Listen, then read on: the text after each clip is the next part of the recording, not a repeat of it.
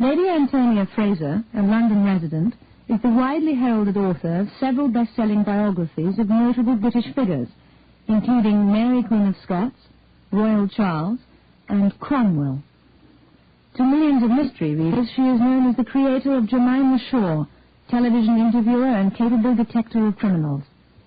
Miss Shaw has appeared in more than 10 adventures to date, including A Splash of Red, The Wild Island, and Oxford Blood, as well as in a collection of stories, Jemima Shaw's First Case.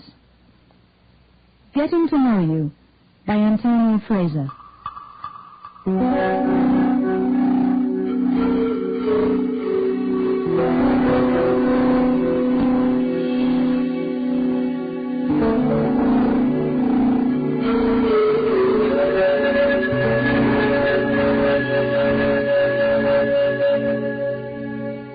moment the door was shut behind her, the man put the security chain across it. Then he ordered Jemima Shaw to take her clothes off. All of her clothes. But you can leave your shoes on, if you like. They're pretty. Jemima found that the sheer unreality of the situation prevented her from taking in what he was saying. She could hear the words, all right. The man was standing right beside her, his breath on her cheek, although he was not in fact breathing particularly heavily. They were about the same height. His eyes, very widely set, the color of glossy chestnuts, were level with hers. The man's hair was dark, very thick, and quite long and shaggy. They were so close that she could see one or two silver threads in the dark mass. He had a mustache, sideburns, and soft dark down on his cheeks. That was what gave him a Mediterranean look. His accent, however, faint but discernible, she could not place. He wore a clean white T-shirt with some kind of logo on it, and jeans. The broad shoulders and the heavy arms, revealed by the contours of the T-shirt, gave an impression of considerable physical strength. In spite of his calm breathing, Jemima was aware that he was sweating slightly. She was carrying a large green Chanel-type handbag of quilted leather, slung over her shoulder by two gilt chains. The man took the bag from her and put it carefully on the king-size bed that dominated the hotel room. The curtains were drawn, and the lamp by the bed was lit, although it was, in fact, only 11 o'clock in the morning. The man repeated his command. "Take off your clothes," he added. "I want to get to know you." It was idiotic, thought Jemima. The previous television program she had worked on had actually been about rape. During that period, she had spoken to at least a dozen victims of widely differing ages on the subject. The words she had heard most frequently went something like, "You just don't understand what it's like. Helplessness, if it's never happened to you, until it's happened to you." Naturally, she had never sought to argue the point.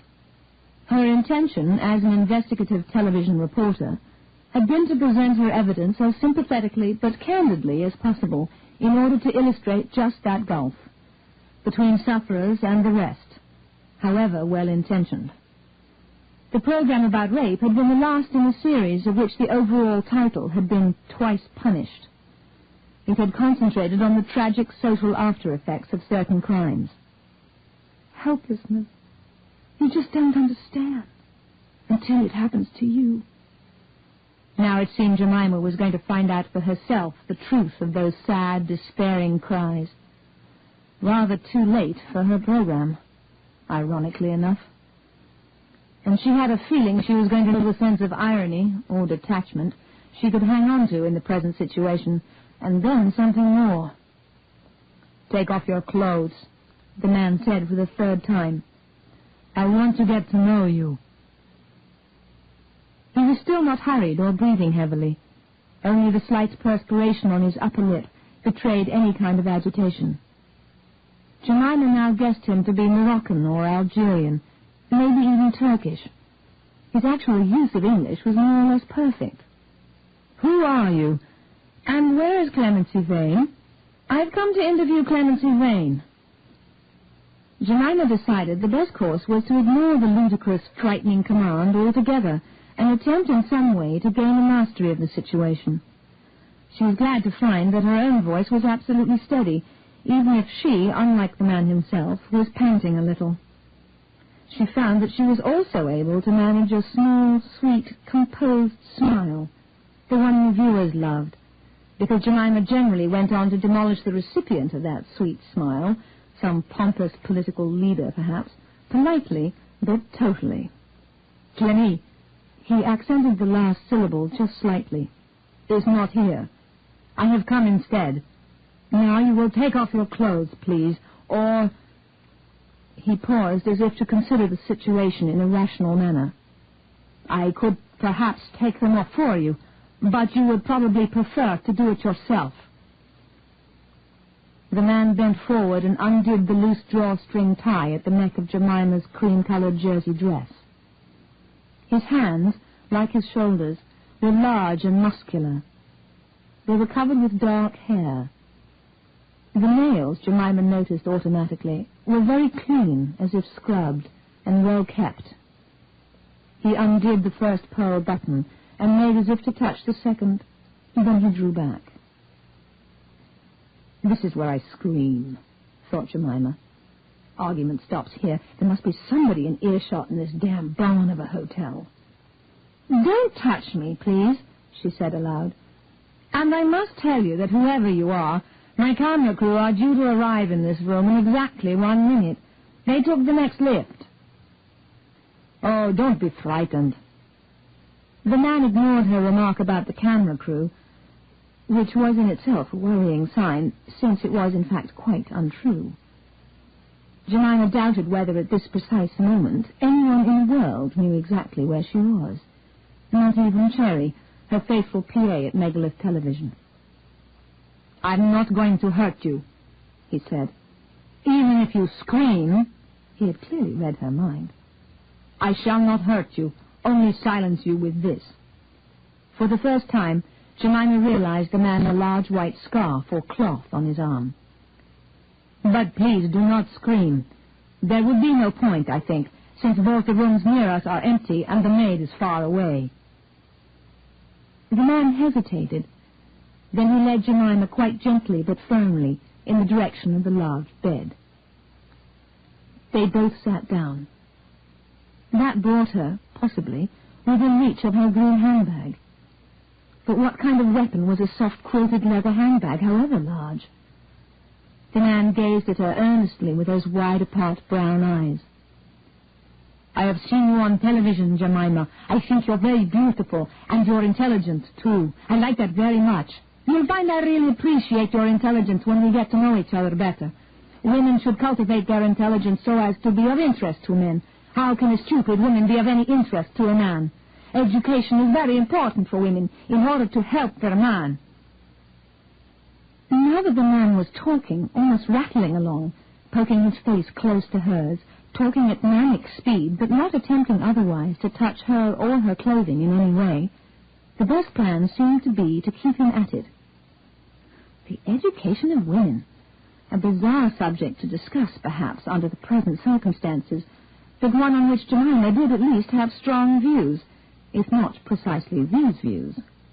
You're absolutely right, she agreed, her tone still resolutely equable, resisting the temptation to adjust the loose tie and button of her dress. On the subject of education, would it be a good plan or a very bad plan to reintroduce the subject of Clemency Vane? Her captor, for such she was, either knew her or knew of her. As it was, one could indeed fruitfully talk about the education of Clemency Vane, and at some length, in view of what had happened to her following that education. Had the missing Clemency been actually present in the hotel room where she promised to be, Jemima herself would have shot off some pertinent questions on the subject, even if she would have recorded the answers in her own well-trained memory, and not as yet with the camera crew. Clemency had asked for her to take no notes, and certainly not use a tape recorder at these preliminary interviews. And Jemima, who at this stage was committed to nothing, Clemency having made all the running herself, had nothing to lose by agreeing to her terms. Clemency Vane was a convicted criminal who had recently been released from prison, where she had spent something over 5 years on a charge of drug dealing. It was an odd case. Nobody seemed to know quite where all the money had gone. Some really large sums had vanished. Jemima remembered that the original sentence had been for 8 years, and that Clemency had been released for good behavior. It had certainly been a strong sentence for a first offender. On the other hand, the proved details of Clemency Vane's drug dealing were pretty strong, too. And it was undeniably dealing. No question of a desperate addict merely trying to service her own expensive habit. Quite apart from the fact that she had pleaded guilty. The oddness lay in the hint of political background to it all. A hint that mysteriously and totally disappeared when the case came to be tried and the guilty plea was entered. What was the country concerned? Jemima tried to remember. Red Clenny? Blue Clenny? Green Clenny? Not the latter, presumably, in view of the drug dealing. Since none of this had finally been proffered by the defense at her trial, temporarily the name of the country eluded her, which was ridiculous. But she would have reminded herself of all the details of the case beforehand, if Clemency Vane's summons to an interview in the anonymous Bath London hotel had not come so peremptorily to her this morning. That had altered their previous, more long-term arrangements. No, it can't wait. I thought it could when I spoke to you originally, but now it can't. St. Angela. That was it. St. Angela, one of those little states whose precise connection with drug traffic, anti-drug traffic measures, nationalism and anti-imperialism was so difficult to establish, even for those who were keenly interested, which most Britons, and Jemima was no exception, frankly were not. That was the hint of political background that had come and then mysteriously gone away. After all, shortly after Clemency Vane was imprisoned, there was a successful revolution in St. Angela, so the whole situation had changed. St. Angela, where exactly was the place? Latin America? Central America? South America? It was ridiculous to be so ignorant about sheer geography, which was, after all, a matter of fact. But then that was Europe-centered Britain, including Jemima Shaw, for you. Jemima looked at the man again. Not a Moroccan, an Algerian, or a Turk, then, but a St. Angelino, if that's what its nationals were called, as she seemed to remember they were. More vagueness, she ruefully admitted. All the same, for the first time her gaze was inquisitive, not challenging and self-protective. A St. Angelino. Somehow connected to Clemency Vane's drug charge, once deemed in some way political, then all of a sudden quite apolitical, just criminal. What she was not in any way clear about, as yet, was exactly how Clemency and her drugs fitted into Jemima's current series. She had been wondering that ever since Clemency Vane had made the first contact. But there seemed plenty of time to find out. Jemima's new series, very much at the planning stage, was tentatively entitled For the Love of the Cause. It concerned the rival claims of public campaigning and private life. She had already made various soundings concerning it, and had 1 or 2 preliminary interviews with dedicated campaigners of various sorts, including one with a man who, very much against Jemima's own beliefs, wanted to bring back capital punishment, but whose wife opposed him. To her irritation, she was failing to turn up sufficient numbers of strong women who fitted this particular bill. They existed, all right, but preferred to keep their private lives and/or disputes to themselves. Jemima sympathized, of course, but remained professionally irritated. Then Clemency Vane telephoned out of the blue. Jemima herself would certainly never have thought of a reformed, one hoped, drug dealer in connection with this series. Yet Clemency's original call, fielded by Cherry, indicated that this area of conflict was what she wished to discuss. Various other calls followed, guarded conversations all on the telephone, with Jemima herself, with no direct information offered absolutely pertinent to the program, yet a great deal of talk about the principles involved, love and duty, their rival demands, and so forth. They had met only once, as now, in a hotel, an anonymous block in a different part of London. As now, the summons had come suddenly, giving Jemima little time to prepare. "I can get away now," Clemency Vane had said. "Please come." And Jemima, to the sound of a few protests about workload from Cherry, had gone. For Clemency Vane's appearance, Jemima had been dependent on the numerous newspaper and television news images, the strong features, particularly the nose, which might be described kindly as patrician, otherwise as beaky, the circular tinted glasses that added a somewhat owlish look, and the pretty, softening halo of blonde curly hair at her trial. In fact, Clemency was darker than Jemima had expected, or perhaps the blonde hair had been allowed to darken in prison. As it was, her hair, also much straighter, was scraped back, and her face behind the circular tinted glasses, they at least were familiar, virtually devoid of makeup. You got the impression of someone deliberately rendering herself unattractive, or at least unappealing. Gone was the feminine softness of the prisoner on trial. At the same time, Clemency was quite tiny physically. That, along with her cultivatedly plain appearance, was another surprise. Well, you never really knew about people from their newspaper photographs, did you? That was one certain rule. Even television could be oddly delusive about size and scale. It was still a strong face, despite the unexpectedly small scale of it all. A strong face and a strong character, too, judging from the evidence yielded up by the trial. "I need to find out about you," Clemency had said at this meeting. She spoke quite abruptly, dragging on her cigarette. She had smoked throughout the interview, stubbing out each cigarette with fury when it was about halfway finished. "I need to know if I can trust you." Her attitude was certainly not conciliatory, defiant, if anything, but she was also nervous. "As it happens, you can trust me." Jemima was prepared to be patient. "But I hope you will find that for yourself. With time. That's the best way.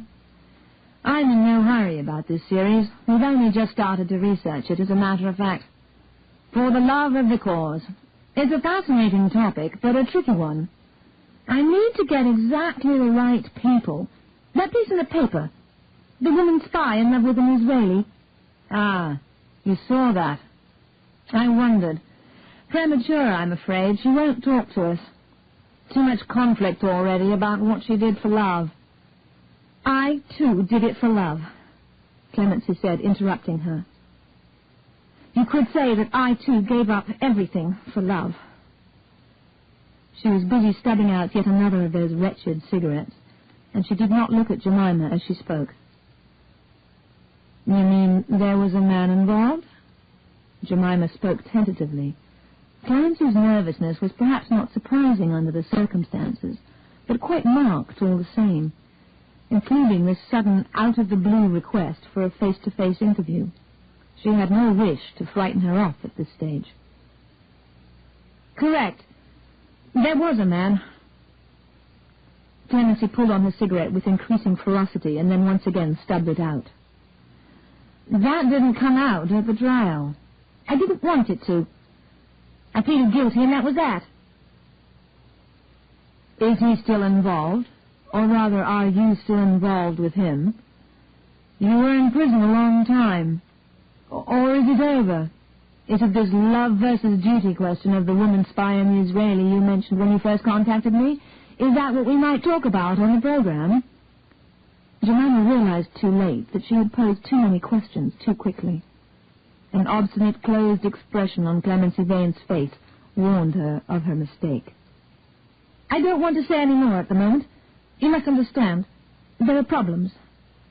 And Clemency declined to explain any further, sharply and inexorably. That was all Jemima was left with, until the summons this morning. So there was a man involved. And this was him?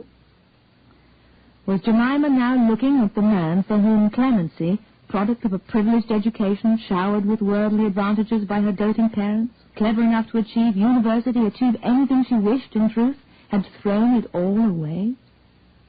Infatuation was a fascinating subject. One woman's infatuation was another woman's poison. Take this man. Very strong physically, perhaps. She hoped not to find out. And certainly quite handsome. This was the man for whom a privileged English girl had wasted 5 years of her life. This Sant'Angelino without even a name. "My name is Alberto," he said to her with a smile. His first smile. And that might be a good sign, might it not? Once again, however, he had apparently read her thoughts. Not such a good sign, that. "First of all, you will take off all these clothes, even the shoes now. Then we will know each other better, and perhaps we will love each other." Alberto put both his big hands on her shoulders as though he were measuring her for something. "Shouldn't we get to know each other first?" Jemima spoke in the most reasonable tone she could muster. She must at all costs, she knew, from studying such things, humor him.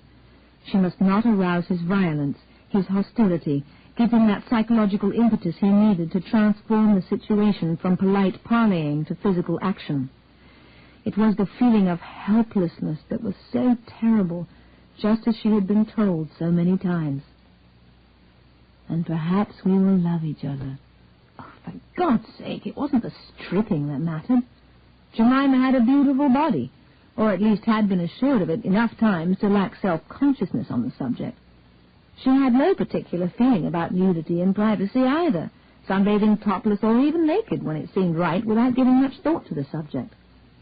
The exposure of her body, however disagreeable the demand in this secret claustrophobic context, was not the point, but to love each other. How near, for example, was the hotel telephone? Looking round, she saw the telephone was on the far side of the bed. Her eye then fell on an ashtray with stubs in it. That gave her an inspiration. It was worth a try, even for a dedicated non-smoker like herself. "Could you let me have a cigarette first, please? Then I promise." Alberto hesitated. Finally he said, "I have no cigarettes." Jemima gazed again at the stubs, half-smoked. In spite of herself, she found she was trembling, and her voice shook when she spoke. She had not realized before how much she had been counting subconsciously on Clemency's arrival to interrupt them, somehow save her. Clemency Vane was, after all, the one person in the world who really did know where she was. Jemima looked at the bathroom door. It was closed. She had not really thought about it, but now the blank door had a sinister look. "What's happening here? Is she... Wait a minute. Is she still here? Is this a plot?" Alberto smiled again. Jemima, her fear rising, decided that his smile was not, after all, a good sign. "A plot? Yes, you could call it that," he said. "A plot to get to know you. You thought it was your plot with your silly program about love and duty. Even an intelligent woman like you, with your fine education, can be a little silly sometimes. But it was not your plot. It was our plot." "Clemency knows about this," exclaimed Jemima. "Well, she must. How else did you know I was coming? Listen, Clemency's here. That's what you're saying?" "Don't you understand? Clemency will do anything for me. She's my woman. The drugs, everything, prison, that was all for me. And now she has brought you here for me. She set you up for me. Clemie told me to come here," he went on with that strange, horrible exhilaration. "She laughed, yes, she laughed at you for thinking she would take part in your stupid program." He was becoming vehement again, but apparently unaware of what he was doing, as the grip on her arm tightened. "I'm a strong man, you see, the kind of man women love. Women love to support and help men like me. Clemency knew that." "Strong man," she said. "You get to know Jemima Shore, then, if you want. Get to know Jemima Shore, if you like. Because during all those years you never knew anything really about me, and now you never will. Poor Alberto, you will never know me. Alberto's hand loosened again, and his voice, too, had changed subtly, as though he were imitating Clemency herself, her abrupt, rather scornful tones. There was a silence between them. You will never know me. But it was Alberto who had said that, quoting Clemency, not Jemima. It was Alberto himself, imitating Clemency. She did do it all for me, didn't she? He was questioning Jemima now. There was something pathetic about him, despite his fierceness and the strong hands that still held her prisoner. But then that temporary glimpse of something pathetic was quite gone. Alberto started to pull at Jemima's clothes. The beige jersey dress came off quite easily, or would have done so, but the very violence of his actions hindered him, those scrubbed, strong hands seemingly frustrated by his own haste. I must not struggle, thought Jemima desperately. I must not even scream. I know what to do. I must be passive. I must endure. I must survive. Otherwise, he'll kill me. Now she was in her silk petticoat, and the man was panting horribly, sweating much more. He began to talk, gabble. Women, you like this. This is what you really want. Bitches, traitors. He talked on, and then half hissed, half shouted at her. You are really going to possess! In spite of herself, Jemima lost control. The careful passivity went. She began to struggle in Alberto's grip, to shout at him. Even if you killed me!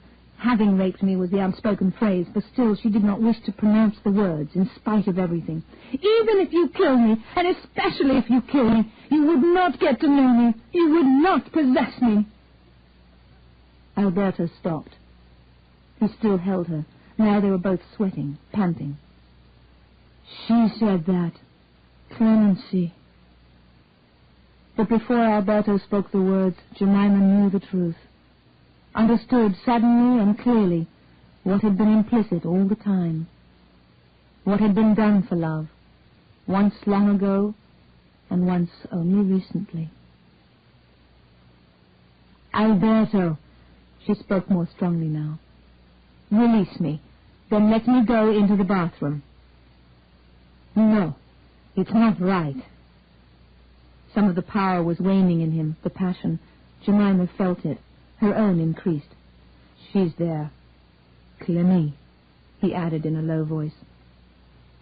I want to see her, said Jemima. There is nothing you can do. You must let me go in there. There may be something I can do. Alberto shook his head. It's too late, he said. Listen, for God's sake. It's too late. It was already too late when you arrived here. Now the force she had felt in him was totally extinguished. She was in command. In command as Clemency Vane had once been. Had been until the very end. I followed her here, he went on. I knew she was stealing out to come and see you. I pleaded with her when I got here. I knew she was trying to leave me, that she was getting frightened of what I might do to her. She found me so violent, so demanding after she came out of prison. She said sex didn't interest her. She never even wanted to make love with me. She said I bored her. Alberto began to sob convulsively. Then when I pressed her more, she said she never loved me in the first place. She did it all for the cause. Yet I helped her. I protected her. She wouldn't listen. The money was needed dead, she said, so she did what she had to do. Now it was not. Sant'Angelo was safe. And she would tell the world why she did it all. Not for me, but for the country, the cause. He sobbed more terribly. For love, Clemency's words came back to her. You could say indeed that I gave up everything for love.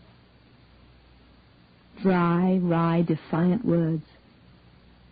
But for love of the cause, not the man. Jemima jumped up, and Alberto did not even try to stop her.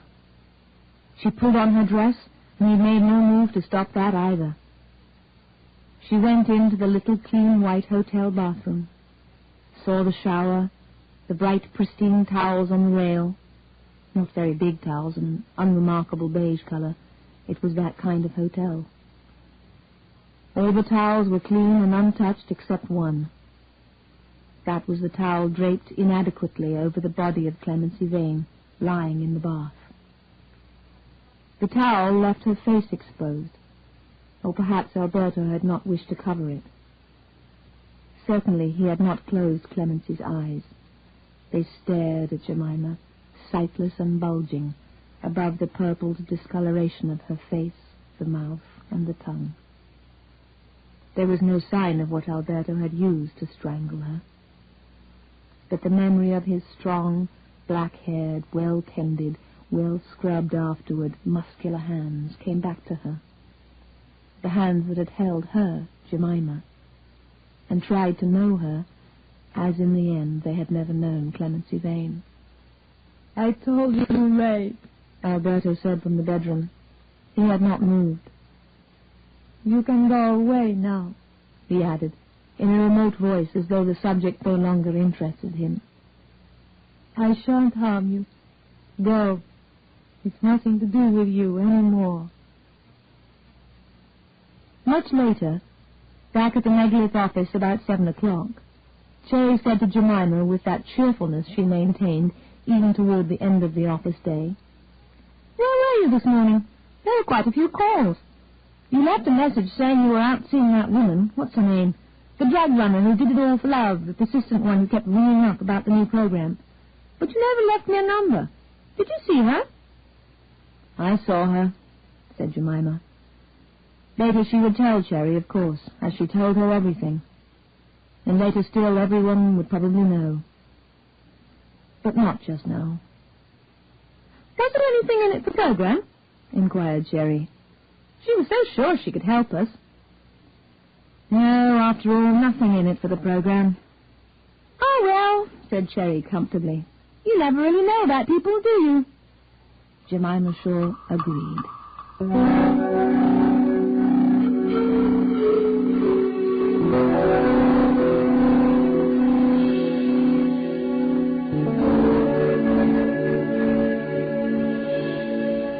This story was taken from A Woman's Eye, edited by Sarah Poretsky.